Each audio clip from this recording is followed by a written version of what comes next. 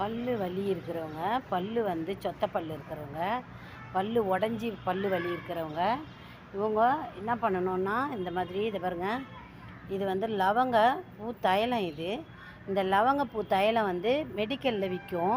இந்த இந்த லவங்கப்பூ தைலத்தை வாங்கி நீங்கள் என்ன பண்ணணும்னா, இந்த மாதிரி இதை பாருங்கள், ஒரு பஞ்சு எடுத்துக்கிட்டு, இந்த மாதிரி குட்டி சைஸில் பஞ்சு எடுத்துக்கிட்டு, அந்த பல்லில் வைக்கிற அளவுக்கு பஞ்சு எடுத்துக்கிட்டு, இந்த மருந்தை வந்து அதில் நல்லா அப்படி நனைச்சி, இந்த நம்ம மருந்தில் நனைச்சி எடுத்துக்கிட்டு அந்த பல்லில் வச்சுக்கணும். அந்த பல்லில் வச்சுக்கிட்டு எந்த பல்லு சொத்த பல்லாக இருக்கோ, வலி இருக்கோ, அந்த பல்லில் வந்து அதை வைக்கணும். வச்சு ஒரு அரை மணி நேரம் வந்து என்ன பண்ணணும், அந்த பல்லில் வந்து ஊறணும். அது ஊற அது என்ன பண்ணணும், வலி அந்த நீர் வடிய ஆரம்பிக்கும். நீர் வடிய என்ன பண்ணணும், நீங்கள் நீரை துப்பிக்கிட்டே இருக்கணும். கீழே துப்பிக்கிட்டே இருக்கும்போது அந்த வலி குறைஞ்சிரும்.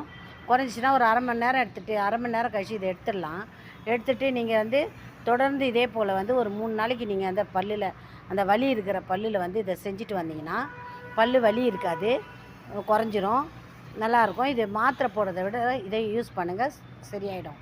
அப்படியும் நீங்கள் திரும்ப உங்களுக்கு வலி வருது அப்படின்னா, இன்னொரு தடவை எப்போயாச்சும் நீங்கள் எதாவது சாப்பிடும் போது அந்த பல்லில் கடிச்சிட்டு திருப்பி வலிக்குது அப்படின்னு சொன்னால் திரும்ப இதை யூஸ் பண்ணலாம் நீங்கள்.